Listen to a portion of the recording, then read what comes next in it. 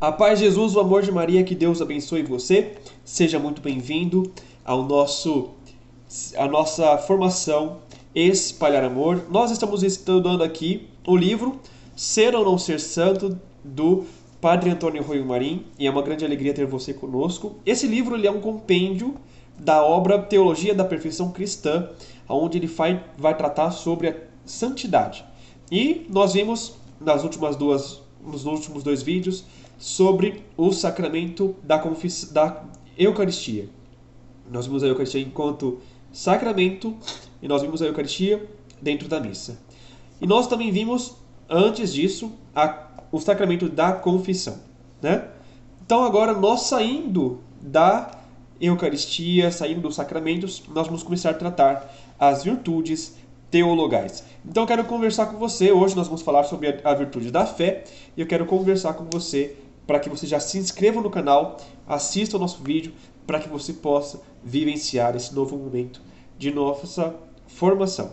É um tempo agora que nós vamos estudar as virtudes teologais, e depois delas, as outras virtudes que nós temos para que a gente possa crescer em santidade. Tá bom? Então se inscreve e vamos começar o vídeo. Então, o Padre Antônio Roio Marim vai começar aqui o capítulo dizendo o seguinte: exposta já a teoria geral sobre as virtudes cristãs ou infusas e a correspondente aos dons do Espírito Santo, que as complementam elevando-as à sua máxima perfeição, vamos estudar agora cada uma das principais virtudes, seus três grupos fundamentais: as teologais, as cardeais e as derivadas. Então, são diversos grupos, né, de virtudes, são diversas formas de virtudes, mas ambas são importantes para nós nos tornarmos santos. Devemos primeiro parar de pecar e depois devemos justamente crescer em virtudes. Este é o caminho natural de todo santo. Então primeiro você para de pecar, depois você começa a crescer em virtude, tá bom? Esse é o caminho que nós devemos fazer para nos santificarmos. Hoje nós vamos iniciar o estudo das virtudes teologais, tá bom? E ele diz o seguinte: as virtudes teologais são unicamente três. Não existe mais do que três virtudes, tá? São a virtude da fé, da esperança e da caridade. Seu ofício é unir-nos intimamente a Deus como verdadeira verdade infinita, que é a fé, como suprema bem-aventurança para nós mesmos, a esperança, e como o sumo bem em si mesmo, a caridade. Então aqui, para a gente entender, as virtudes teologais servem para o nosso relacionamento com Deus, tá? Então, aqui quando nós falamos de fé, nós estamos falando de conhecer a sua verdade, conhecer quem é Deus de verdade. Quando nós falamos de esperança, nós estamos aprendendo sobre a bem-aventurança, sobre a alegria de estar com Deus.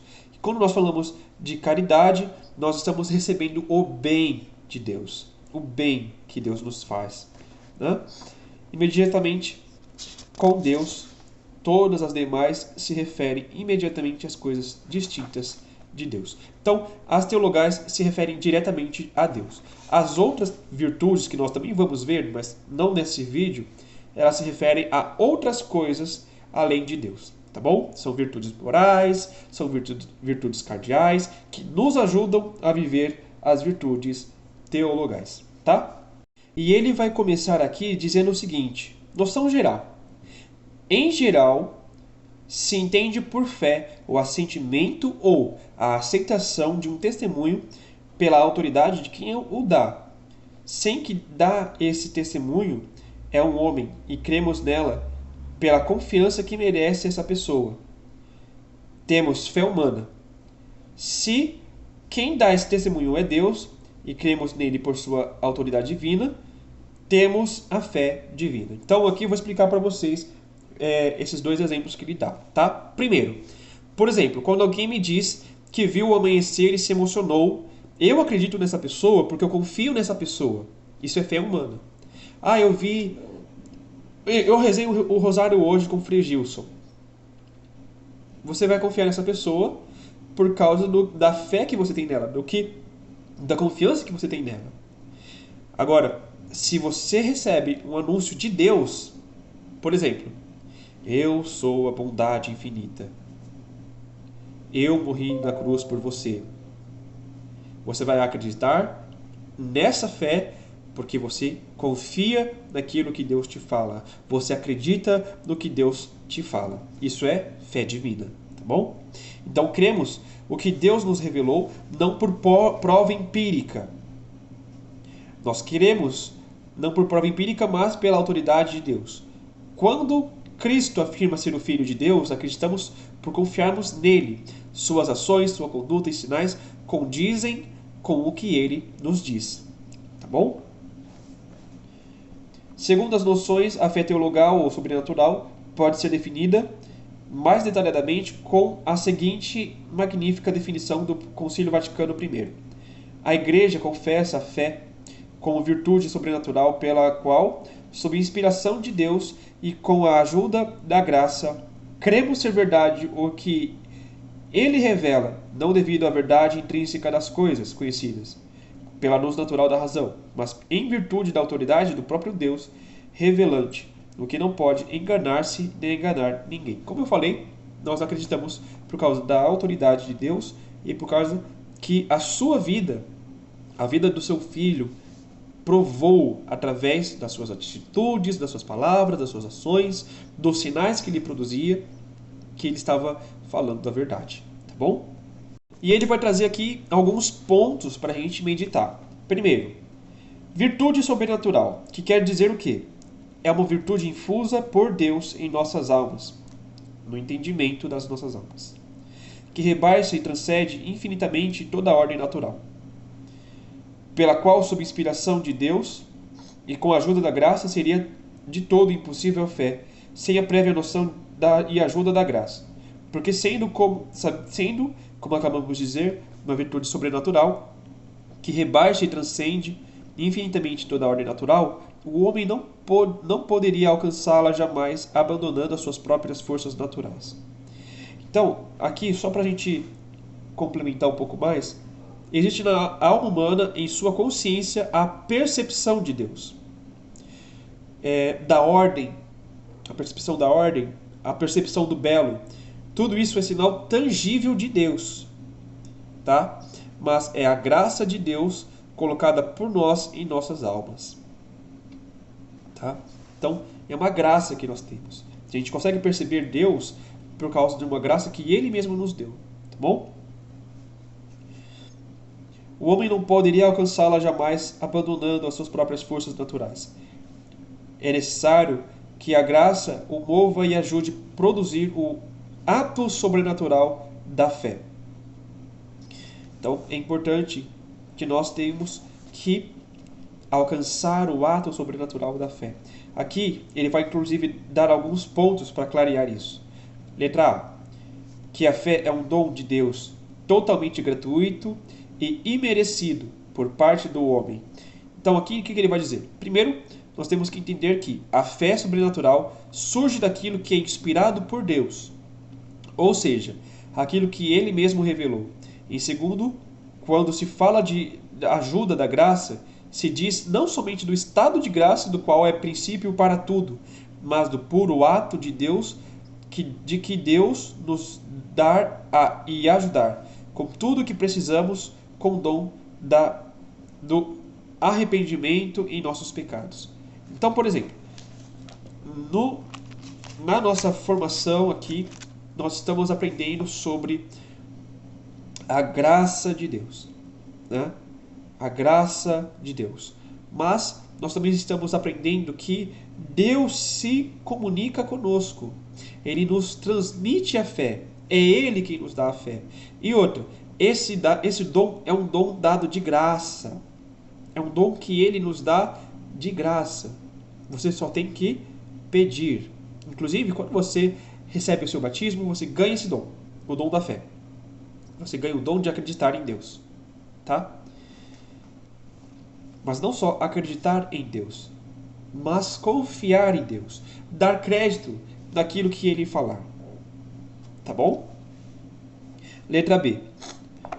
que os argumentos apologéticos que demonstram a credibilidade da religião católica podem nos contar, podem nos demonstrar, podem nos conduzir até as portas da fé, mas não podem nos dar a fé, que em si mesma é uma realidade sobrenatural, que só pode ser efeito da livre doação de Deus mediante a sua divina graça.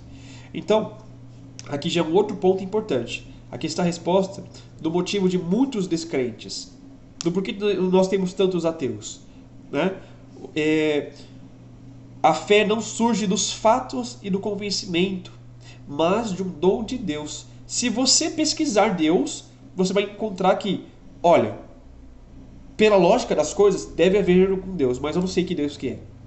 Não sei se é Deus judaico-cristão, não sei se é Maomé, não sei se é... Maomé não, né? É Alá, não sei se é Buda, apesar de Buda não ser Deus, né? Mas não sei se é o Tsukuyomi, não sei se é o Amaterasu, não sei se é Zeus, né? Mas para você saber que o Deus verdadeiro é Deus Pai, Filho e Espírito Santo, Ele tem que te revelar isso, Ele tem que te dar essa graça. Tá bom? É só assim que você vai descobrir a verdade. É só o próprio Deus te revelando. E muitas vezes nós não cremos por causa disso, tá? Cremos é o ato próprio da fé. A fé não é ver nada. A fé se limita a crer pela autoridade de quem dá o testemunho. Como diz em teologia, a fé é de sem vista, sem visão. Não vem da visão. Se limita a crer, e aquele que exige a clara visão ou evidência intrínseca das verdades de fé demonstram não ter a menor ideia da natureza mesma da fé. A fé é incompatível com a visão, tá? Então, por exemplo, crer é o ato de acreditar, de dar crédito, de confiar naquele testemunho, como nós já ouvimos aqui. Como nós cremos na pessoa que diz ter visto o amanhecer. Tá? Então, crer não é saber que Deus existe.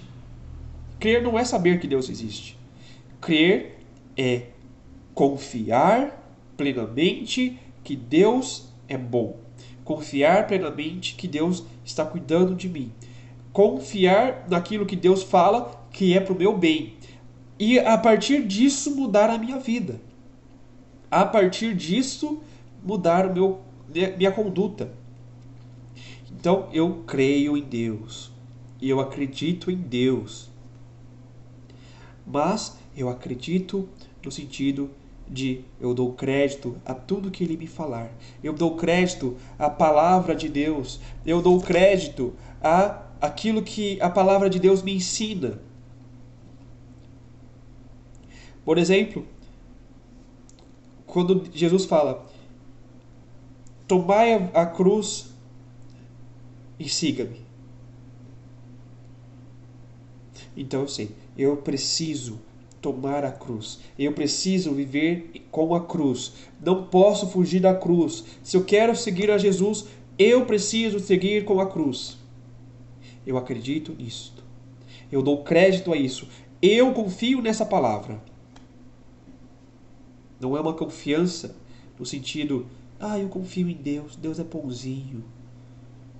E nem mesmo eu sei que Deus existe. Eu gosto de Deus, Deus é bom, Deus é legal. Não é isso, isso não é crer, tá? Isso não é crer.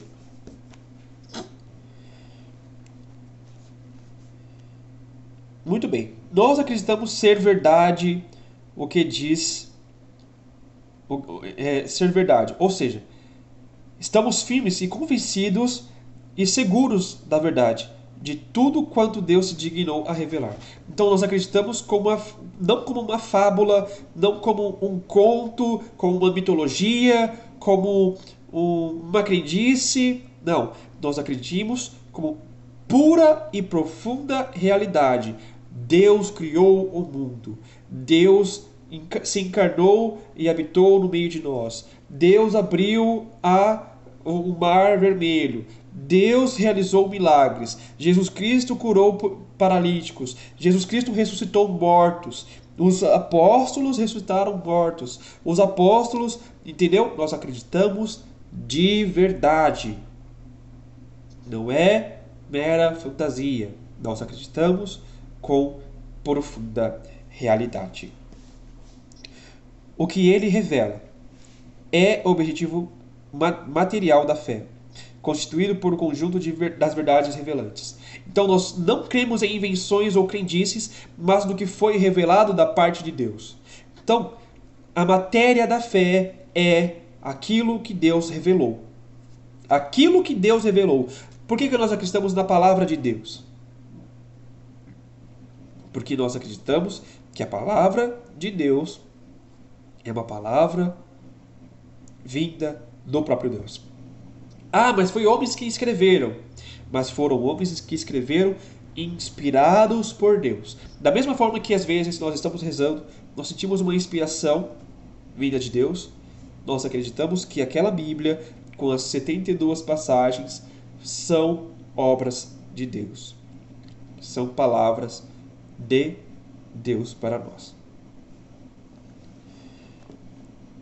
13º, aqui o nosso 13º ponto é o seguinte: não devido à verdade intrínseca das coisas conhecidas pela luz natural da razão. Deixaria de ser fé sobrenatural caso se visse sua verdade intrínseca pela luz da razão. Sequer na fé humana se dá a visão de sua verdade intrínseca, pois é totalmente incompatível com a noção da mesma fé, fundada não na razão, mas no testemunho alheio. Então, a gente não acredita porque nós temos provas. Nós não acreditamos porque nós temos provas. Porque, por exemplo, se você fala: ah, eu vi o amanhecer. Nossa, o amanhecer foi tão bonito, eu vi ele assim, assim, assim. E você estiver lá, você fala assim: mas eu vi. Eu não preciso saber. Eu não preciso, você não precisa me contar. Eu estava com você. Não é isso que nós falamos? Eu estava junto com você. Quando a pessoa está falando uma coisa que você estava presente, você fala: eu estava lá, eu sei como que foi, eu vi. Agora, quando a pessoa fala para você, sem você ter visto, aí você imagina, você acredita. Olha, que coisa incrível, que coisa linda. Muito bem. E eu dou crédito a isso. Mesma coisa a fé. A fé sobrenatural. Nós não acreditamos naquilo que nós podemos ver. Nós acreditamos naquilo mesmo das coisas. Então, Jesus Cristo é Filho de Deus. As pessoas que estavam lá com Jesus não viam a divindade de Jesus, viam a humanidade dele, mas acreditaram que ele não era somente humano, que ele não era uma pessoa humana, e sim a pessoa de Deus. É isto, entende? Este é o ponto. Então nós não cremos por uma explicação meramente simples, mas cremos por uma revelação, ou seja, acreditamos ser verdade de forma sobrenatural, isto é, por intervenção e revelação de Deus,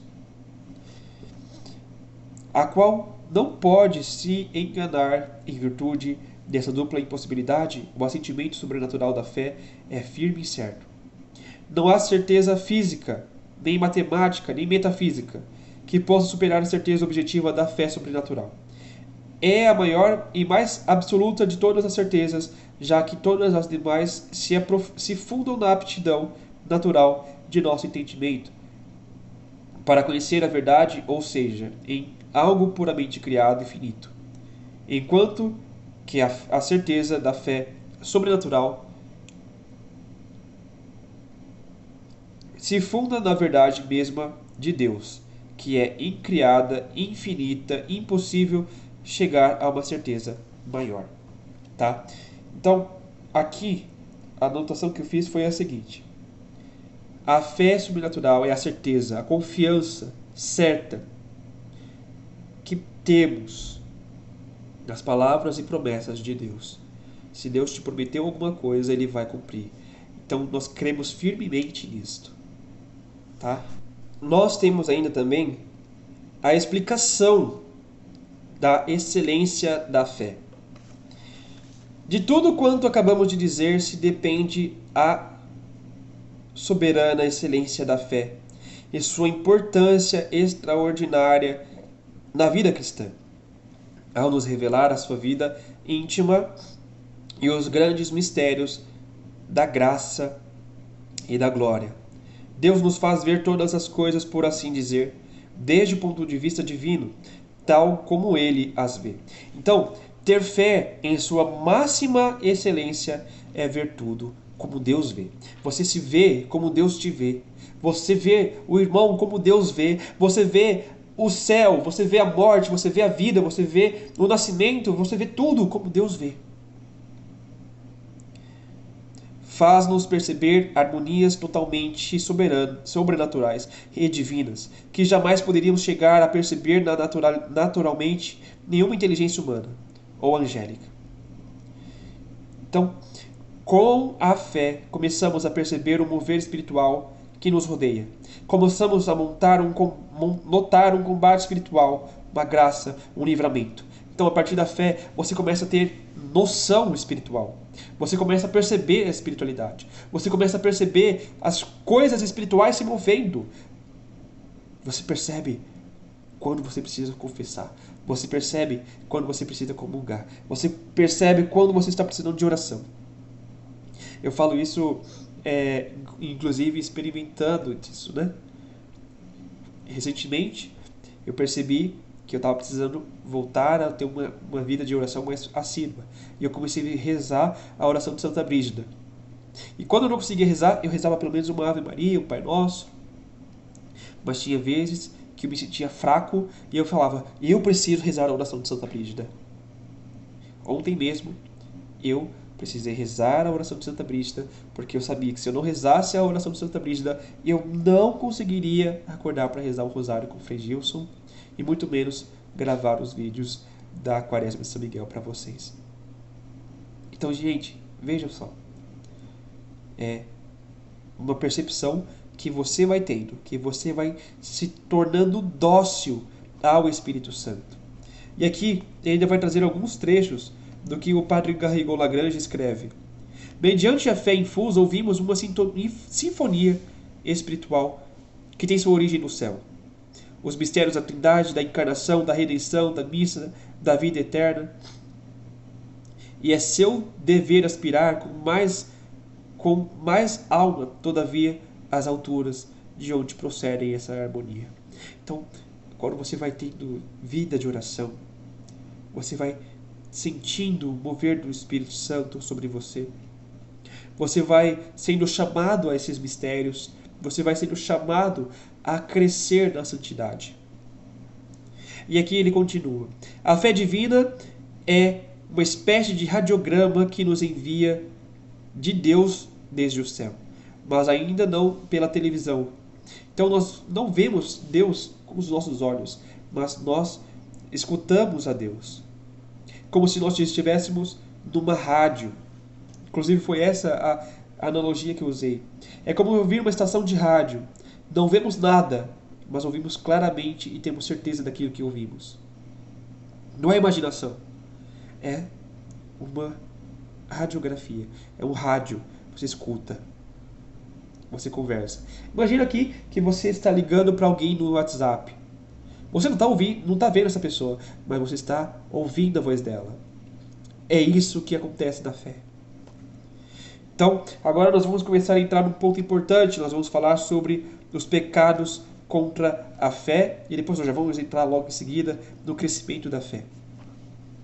Então, assim, o Santo Tomás de Aquino nos diz que os pecados que se opõem à fé são os seguintes.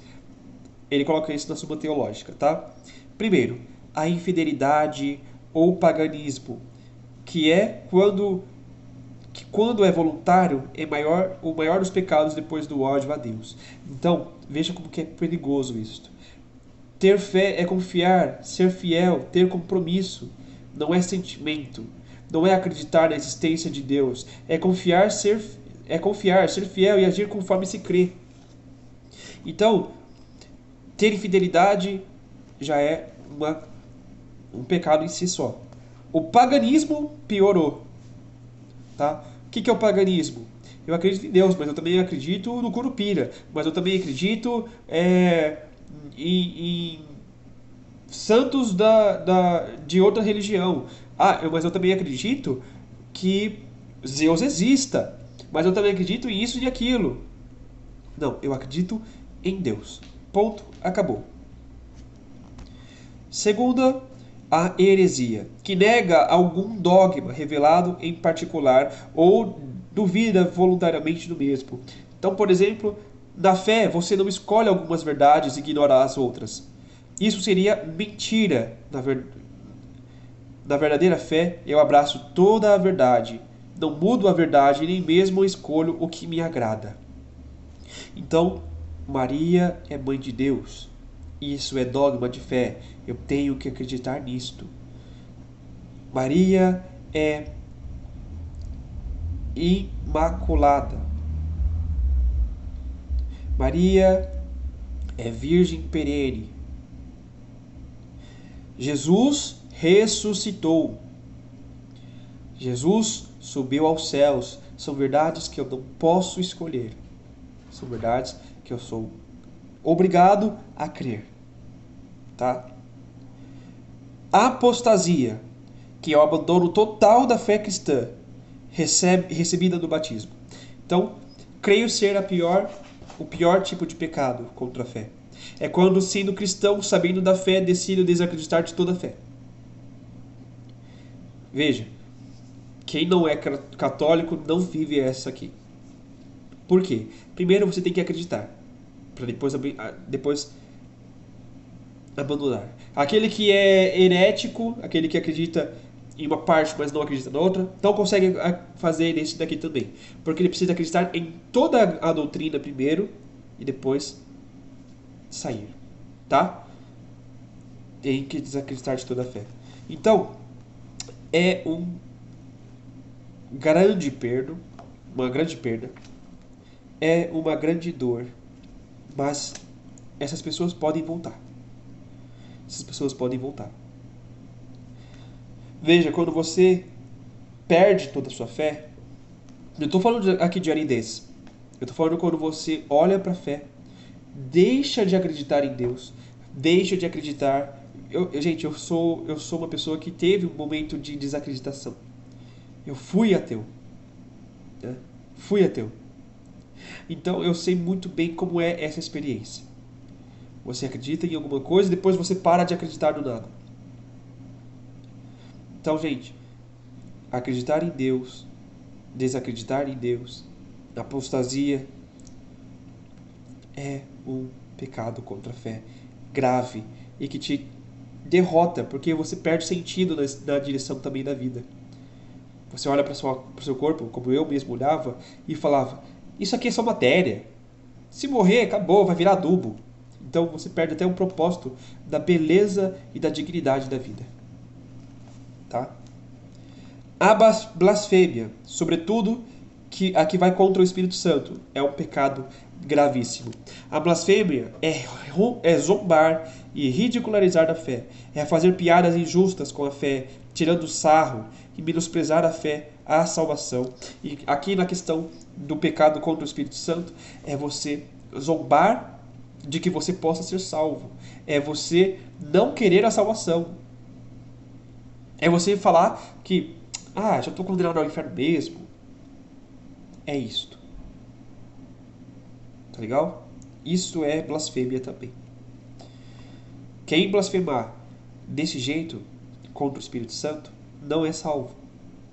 Não tem perdão. Por quê? Porque enquanto a pessoa estiver zombando disto, ela não quer ser salva. Ela está dizendo: eu não quero a salvação. Eu não quero a salvação. Ok? Continuando aqui. A cegueira de coração e o embotamento dos sentidos, que procedem sobretudo dos pecados da carne e se opõem ao dom do entendimento. Então aqui nós estamos falando do seguinte: nós estamos falando dos pecados da carne, sobretudo a gula, a luxúria, meio que nos adestram, anestesiam para o mundo espiritual. E daí surge também sempre outros graves pecados. Então são os pecados mortais, os pecados capitais, mas não se enganem, o pecado venial também ajuda a você ter uma aridez espiritual, tá? Então não vamos cometer um pecado venial voluntário. Claro que enquanto nós não nos tornarmos santos, nós ainda vamos ter dificuldade de não cometer pecado venial, tá? Os santos mesmo, grandãos assim, de sétima morada, eles viviam em luta contra a sua própria personalidade, contra o seu caráter. E é isso que nós temos que lutar. Mas, até lá, luta contra o pecado mortal e contra o pecado venial. Tá legal? Então, aqui a primeira coisa que ele vai nos trazer é o seguinte: a fé sobrenatural pode e deve crescer em nossas almas até alcançar uma intensidade extraordinária. O santo chega a viver da fé. Vamos examinar sua ascensão por graus nas 3 principais idades espirituais, tá? Então vamos lá. Vamos começar aqui a entender o seguinte: é a nossa obrigação crescer de fé em fé. É nossa obrigação. Igor, mas não é orgulho você querer ser um grande santo? Não, é tua obrigação ser um grande santo. Não é todo mundo que vai chegar, mas é tua obrigação se esforçar. Porque Jesus falou o seguinte pra gente: sede perfeitos como vosso Pai Celeste é perfeito. Sede santos como vosso Pai Celeste é santo. Para que sejam perfeitos na alegria, para que sejam perfeitos na santidade. Foram tudo palavras que Jesus foi dando. Então, é nossa obrigação chegar ao estado de perfeição, ao estado de santidade, ao mais alto estado de santidade que nós pudermos chegar. É nossa obrigação. E pode ser que alguém chegue para você e fale: mas isso é vaidade, isso é orgulho. Não, isso é tua obrigação. Você não está fazendo nada demais.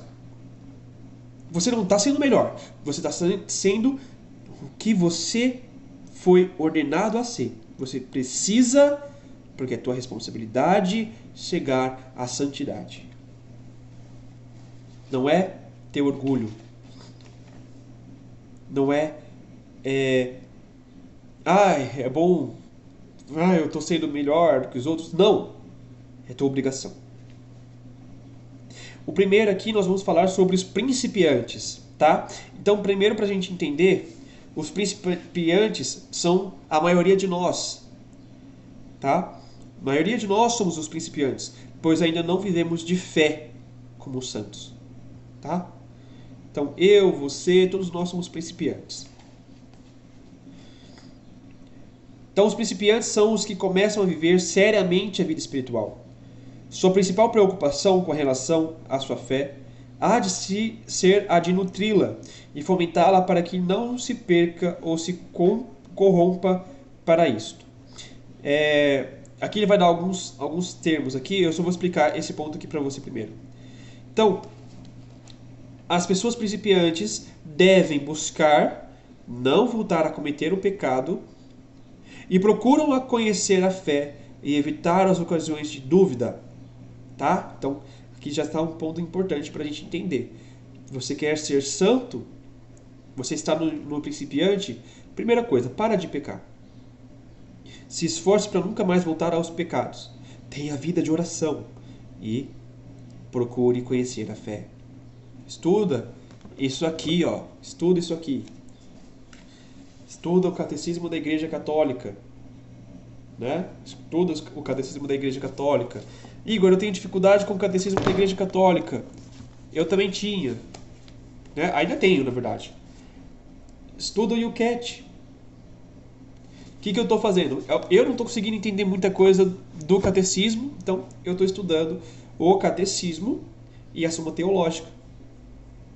Por que a Suma Teológica? Porque lá ela tem respostas até do seguinte: mas como que vai ser o corpo glorioso quando nós ressuscitarmos?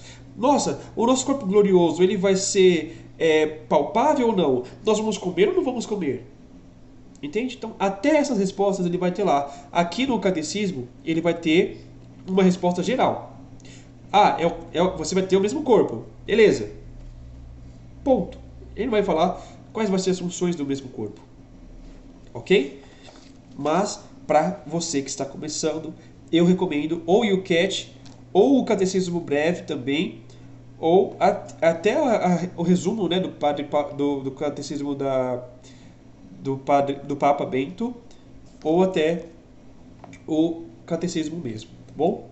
Não recomendo que você comece com o Suma Teológica porque é muito avançado, é muito puxado para você entender.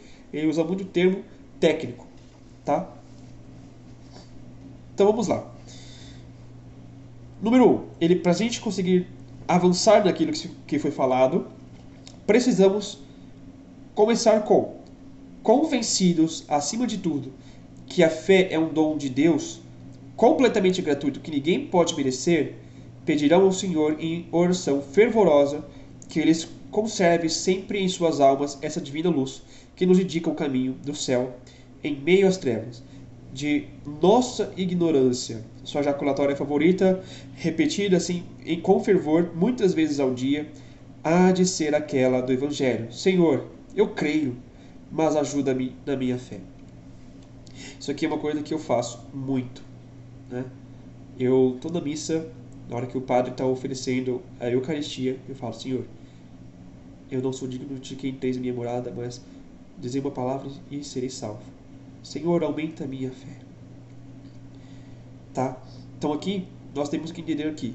Nós sabemos que a fé é um dom de Deus, que nada podemos fazer para melhorar a nossa fé, além de pedir a Deus. Então, vamos pedir: Deus, aumenta a minha fé. Aumenta a minha fé. Rechaçarão com energia mediante a divina graça tudo aquilo que possa representar um perigo para a sua fé. As sugestões diabólicas, dúvidas, tentações contra a fé, etc., que combaterão indiretamente distraindo-se, pensando em outra coisa, nunca diretamente. Então aqui eu vou explicar um pouquinho esses dois pontos para vocês, tá? Para que a gente possa entender. Primeiro, há 3 principais perigos: as sugestões diabólicas, as leituras perigosas e a soberba intelectual, tá? Então, sugestões diabólicas são as tentações. Tentações. Eu estou sendo tentado a... Sabe, eu vou explicar melhor aqui sobre as tentações daqui a pouquinho. Vou primeiro falar sobre as leituras perigosas. Eu vou ler um livro da maçonaria. Eu vou ler um livro do budismo. Eu vou ler um livro de alguma outra realidade que não é de Deus. Não é católico. E eu sou um principiante. Mas eu vou ler para aprender a converter esse povo. Não é hora. Não é hora, você é principiante, não é hora. Não é hora, tá? Outra coisa, soberba intelectual. Você quer saber mais. Por isso que eu falei, não olha ainda a Suma Teológica. Não é hora de você olhar a Suma Teológica.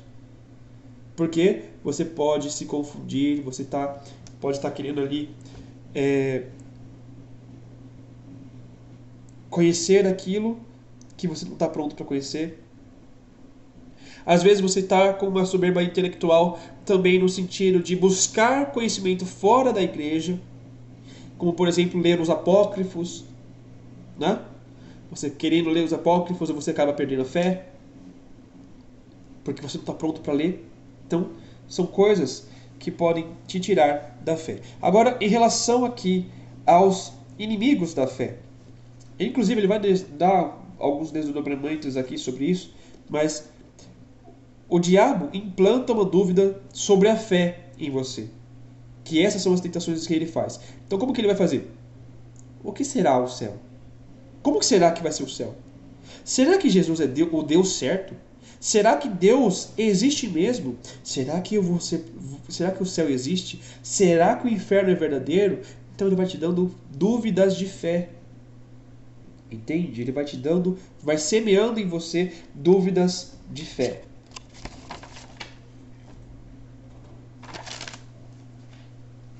Nunca, aqui ele já colocou, mas nunca tente vencer a sugestão diabólica com combate direto.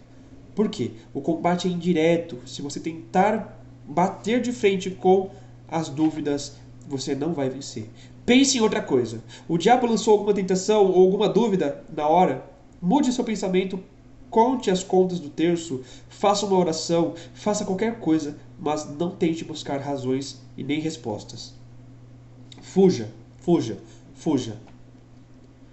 É assim que você vai combater, é assim que você vai ganhar.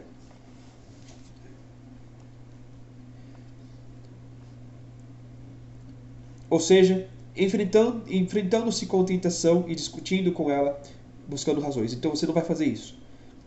Que aumentariam ainda mais a perturbação da alma e a violência do ataque do inimigo. Isso vai aumentar o ataque do inimigo.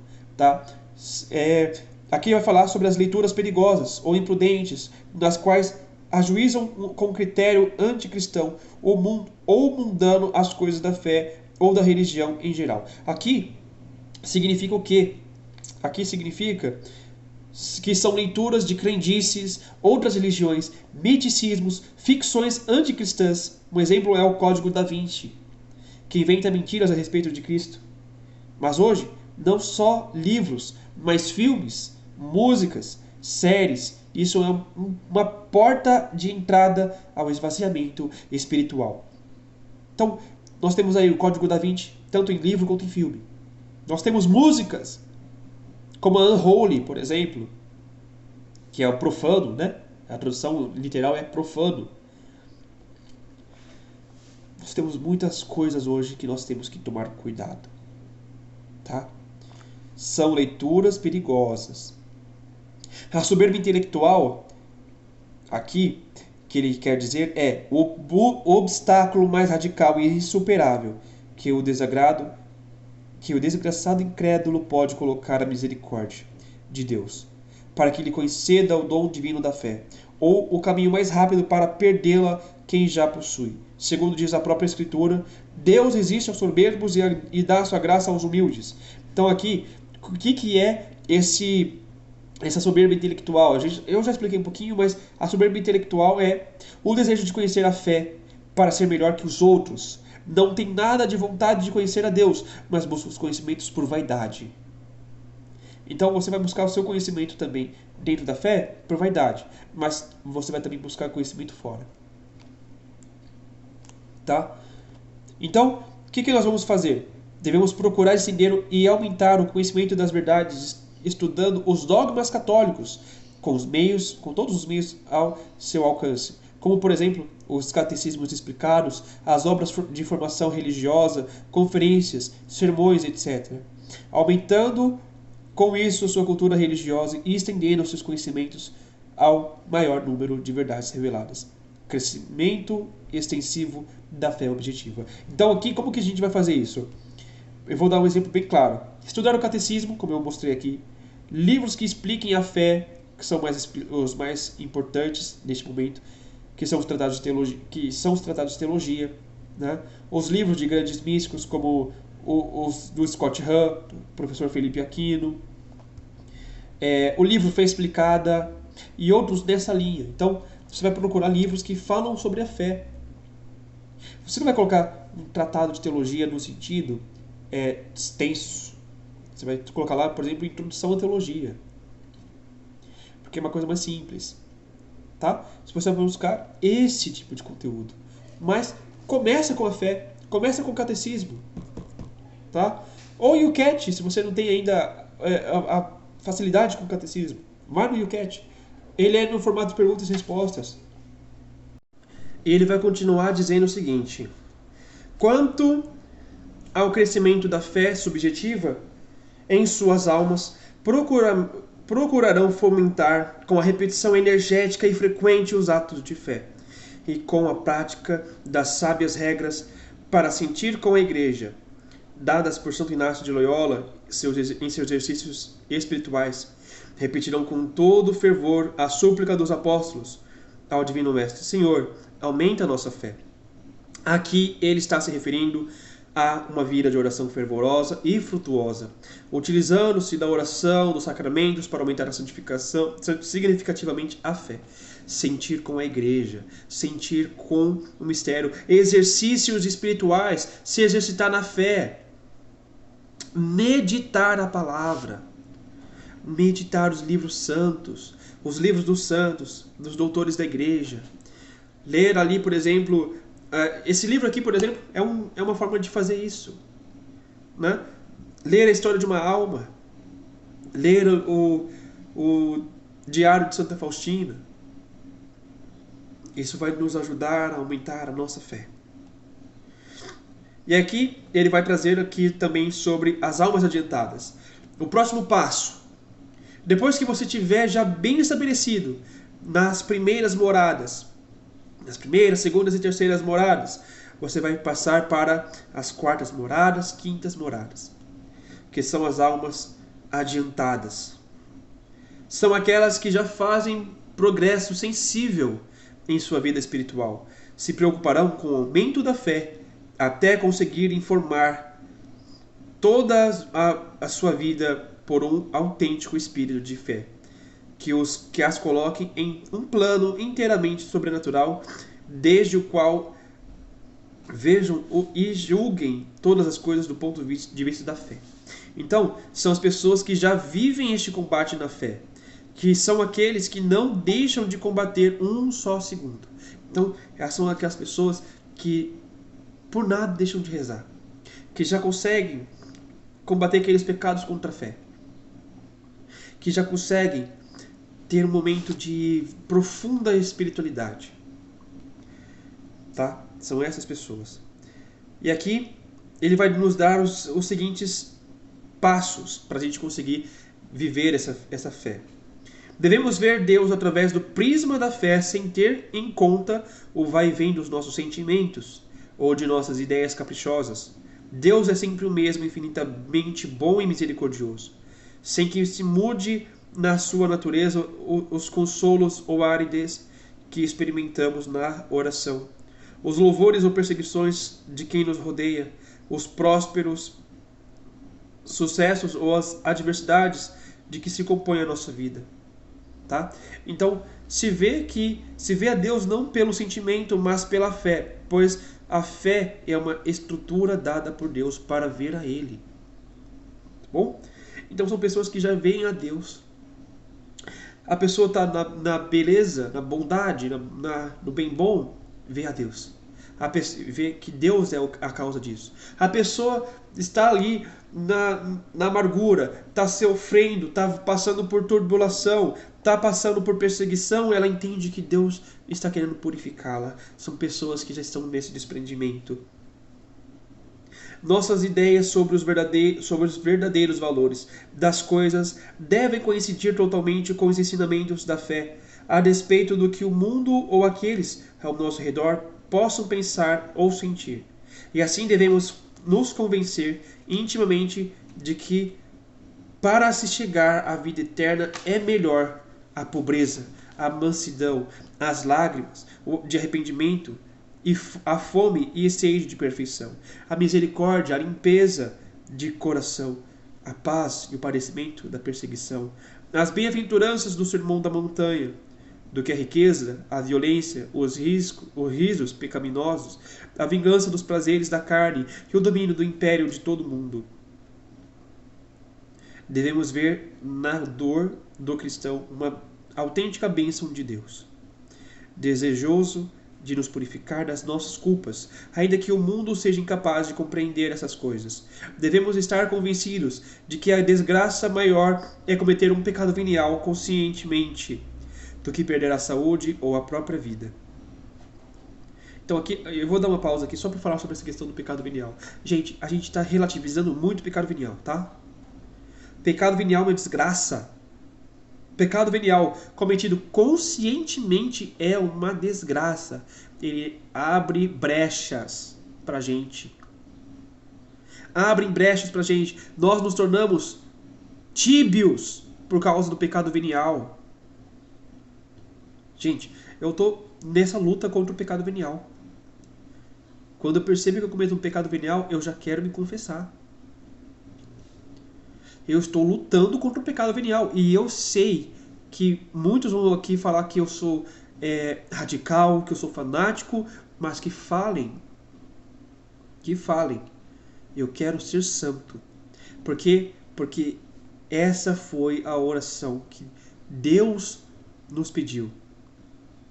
Foi a missão, aliás, né? Que Deus nos pediu. Sede santos como meu Pai do céu é santo. Sede perfeitos como o vosso Pai do céu é perfeito. Eu quero ser santo. E eu vou lutar com todas as minhas forças contra o pecado venial. E eu quero convidar você. Esse canal existe para isso, para te ajudar a querer combater o pecado venial. Não é para você ficar na mesmice, é para você sair da desgraça do pecado venial. É uma desgraça ter o pecado venial. E aqui ele diz que vale mais o bem sobrenatural de um só indivíduo, a mais insignificante preocupação com a graça santificante, do que todos os bens naturais do universo. Que a vida longa importa muito menos do que a vida santa. E por isso mesmo, não devemos renunciar à nossa vida de mortificação ou de penitências, ainda que estas austeridades encurtem um pouco o nosso desterro neste vale de lágrimas e de misérias. Enfim, devemos ver e julgar todas as coisas do ponto de vista de Deus, através do prisma da fé, renunciando em absoluto aos critérios mundanos, e inclusive aos pura e simplesmente humanos. Só com a fé venceremos definitivamente o mundo. Jesus fala o seguinte, São João vai dizer o seguinte, esta é a vitória que venceu o mundo, a nossa fé. Então aqui eu fiz a anotação do seguinte, devemos nos guiar pela fé. Nossos valores morais devem ser regidos por nossa fé em Cristo e assim agirmos independente do que o mundo prega. Devemos ver no sofrimento uma oportunidade santificadora de amar a Deus. Devemos entender que, diferente do que o mundo prega, é uma desgraça cometer um pecado venial deliberado, sendo muito mais grave isso que uma doença ou a morte. É mais importante uma vida santa que uma vida longa. Por isso, não devemos renunciar à vida de penitências e mortificações. Tudo deveremos ver e julgar ao ponto de vista de Deus. O que Jesus faria ou diria disso?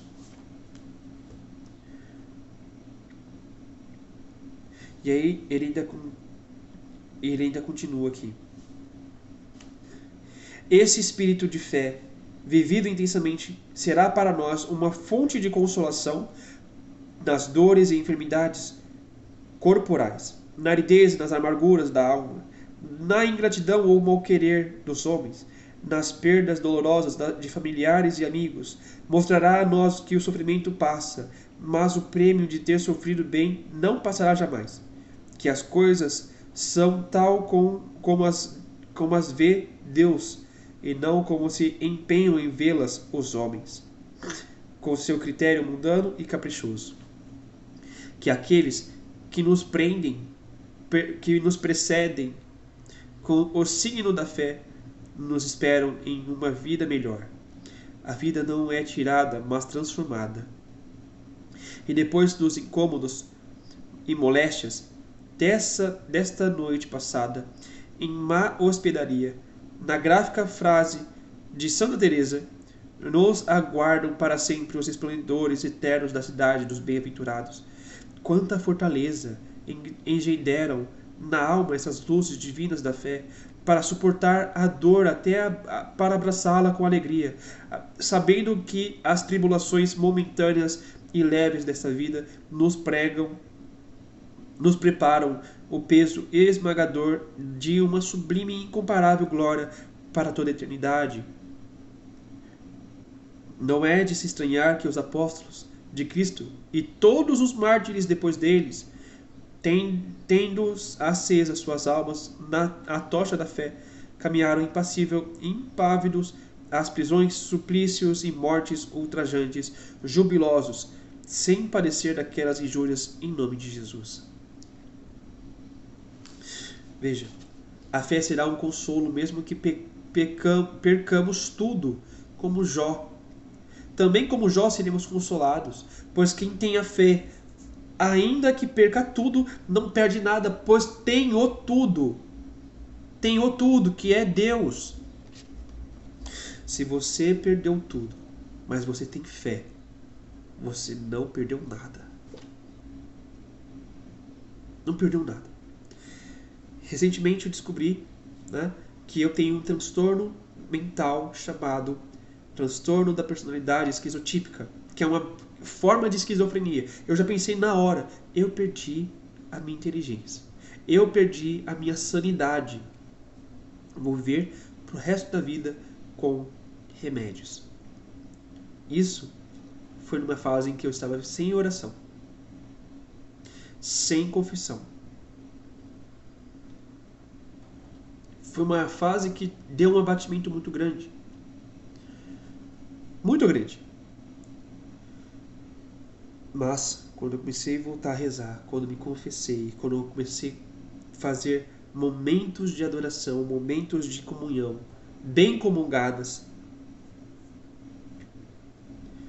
que graça ter essa doença. Que graça. Porque através dela eu posso me santificar. Eu tenho algo a oferecer a Jesus. Eu tenho algo a abraçar. E mais, eu ainda tenho um apostolado sobre esse tipo de transtorno que pouco se fala, para poder evangelizar pessoas como eu, que tem esse transtorno. A comunidade surgiu para isso, né? A comunidade surgiu para isso. Não pensávamos que seriam todos os tipos de transtorno, mas em si, a depressão e a ansiedade, mas Deus já foi revelando. São todos os tipos de transtorno. E com certeza nós vamos fazer isto.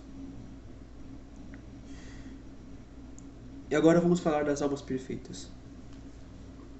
Nas almas perfeitas, iluminadas pelos dons do Espírito Santo, de entendimento e ciência, a fé alcança sua máxima intensidade, chegando a emitir resplendores vivos, que são o prelúdio e a aurora da visão beatífica. Já falamos disso brevemente em seu lugar correspondente. Então aqui ele nos diz o seguinte: aos que têm essa graça já vivem a fé de modo perfeito, já veem a Deus em sua fé. Eles ainda não veem Deus com os olhos, mas já vê Deus em fé. Tudo em eles vê Deus. São Francisco de Assis via Deus em tudo. São Padre Pio via Deus em tudo. Santa Teresa d'Ávila via Deus em tudo. Quiseram nós chegarmos neste nível. Então, meus irmãos e minhas irmãs, nós fizemos isto neste momento, né? Fizemos essa formação muito bela. E hoje eu quero convidar vocês também a assistir a Quaresma de São Miguel Arcanjo, né? Nós estamos aí com ela. E eu quero também convidar vocês a assistirem também a nossa novena da Divina Misericórdia. Vai ser muito bom ter você conosco. Vai ser muito feliz se você estiver conosco lá. Tá bem? Então, não se esqueça de se inscrever no nosso canal. Eu quero te agradecer por mais um dia conosco. Até a semana que vem. Um beijo e tchau, tchau.